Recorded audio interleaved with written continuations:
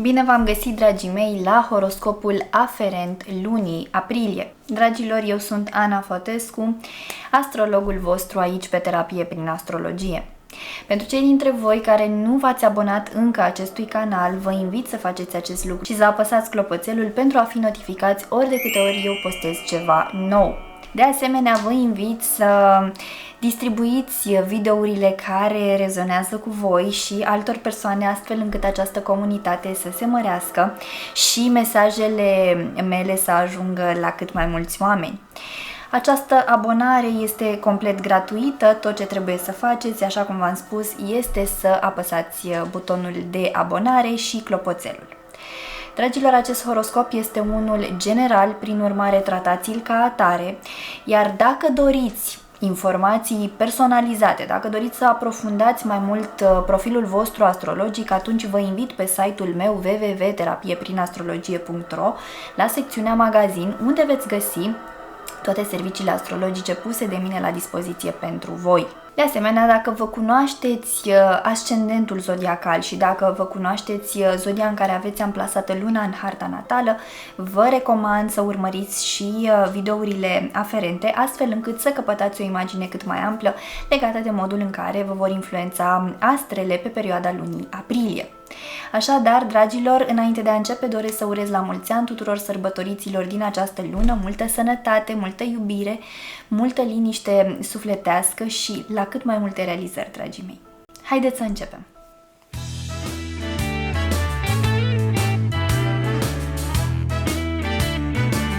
Bun găsit, dragi nativei zodiei Gemeni, și bine ați revenit la horoscopul aferent lunii aprilie. Acest video este pentru toți cei dintre voi care v-ați născut în acest semn zodiacal, dar și pentru cei dintre voi care aveți ascendentul, descendentul, luna, planetele Marte, Venus sau Mercur, dar și unul dintre cele două noduri lunare amplasate în acest semn zodiacal în hărțile voastre natale. Dragilor, pentru voi luna debutează cu intensitate emoțională, pentru că în intervalul 2-3 aprilie luna vă va tranzita semnul zodiacal, așadar veți avea tendința să fiți ceva mai emoționali, mai sensibili, mai ușor mai ursuzi, poate chiar să exagerați lucrurile mai mult decât ar fi cazul. Totodată este o perioadă bună, cea de început de lună, pentru voi să conștientizați mai mult ce se află în interiorul vostru, să vă îndreptați mai mult către autoanaliză, către introspecție, să căutați contexte benefice pentru vindecarea voastră emoțională, să căutați să învățați lucruri noi legate de tot ce vă poate ajuta să faceți pace cu trecutul vostru, cu rănile voastre, cu chestiunile care v-au afectat sau evenimentele care v-au marcat de-a lungul vieții voastre. Deci este o perioadă în care să conștientizați mai mult la ce lucruri este benefic să renunțați, la ce lucruri este benefic să lăsați în urmă, da? Să vă desprindeți de anumite atașamente toxice, de anumite relații toxice, acolo unde este cazul, de anumite convingeri toxice, comportamente nu tocmai potrivite și tot așa.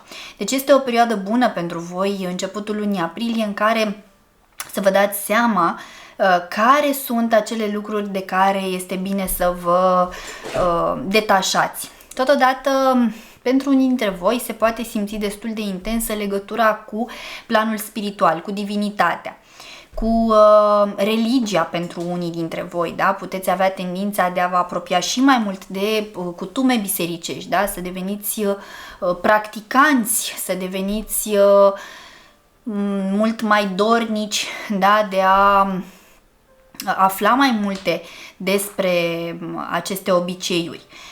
Dar este foarte important să fiți atenți la modul în care manifestați aceste lucruri, pentru că toate acestea se pot reflecta în calitatea muncii voastre, în prestația voastră de la locul de muncă, în felul în care vă percep cei din jurul vostru, în modul în care vă este afectată activitatea profesională acolo unde este cazul. Deci trebuie cumva să vă găsiți echilibrul între sfera aceasta spirituală și lucrurile din planul concret al vieții, da? Tot ce are legătură cu banii, cu dacă aveți la locul de muncă, de exemplu, termene limită pe care trebuie să le respectați, dacă aveți de îndeplinit anumite sarcini, să fiți conectați la acestea, să nu neglijați lucrurile, pentru că pot apărea probleme serioase la locul de muncă. Pentru unii dintre voi poate apărea pericolul de a vă pierde serviciul sau de a pierde o colaborare fructuoasă, de a pierde un asociat, de a pierde ceva în zona aceasta. Și atunci trebuie să fiți cu băgare de seamă la modul în care vă gestionați aceste segmente ale vieții voastre, astfel încât să aduceți un echilibru și să împăcați atât nevoia voastră de a vă izola, de a sta în introspecție, de a conștientiza mai mult ce se întâmplă cu voi, de a vă îndrepta către această căutare personală și ceea ce se întâmplă în planul concret al vieții voastre, da? Și în zona socioprofesională. Deci încercați cumva să ajungeți la un consens.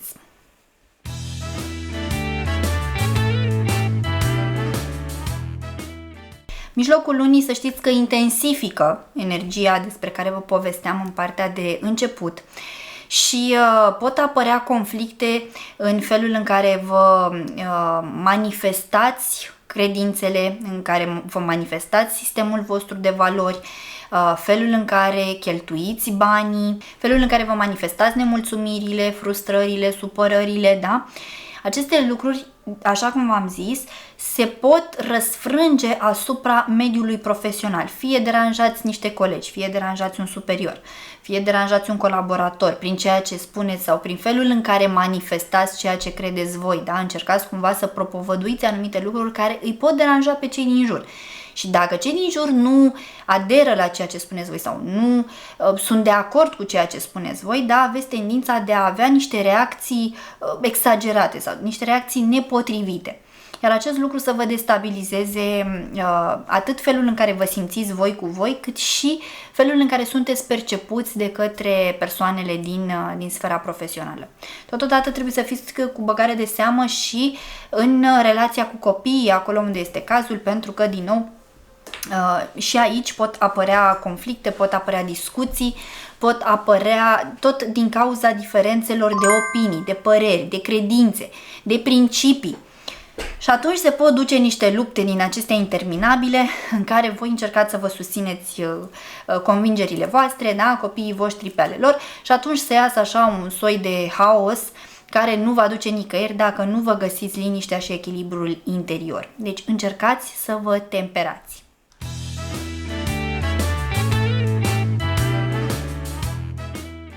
Finalul lunii pentru voi este tot unul încărcat emoțional, pentru că luna vă va tranzita semnul zodiacal și în intervalul 30 aprilie-1 mai.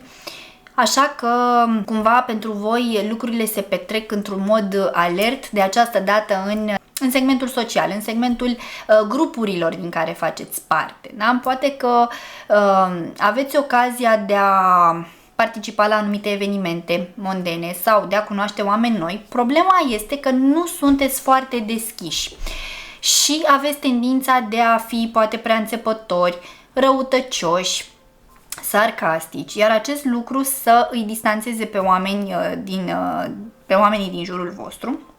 Și mai mult decât atât, puteți risca chiar să generați anumite conflicte, mai ales cu persoane care se află la distanță de voi.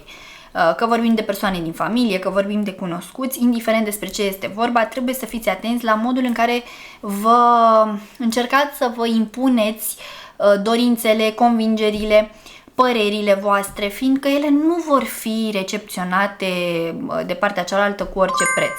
Așadar, este benefic pentru voi să încercați să vă alegeți cuvintele cu o mai mare atenție.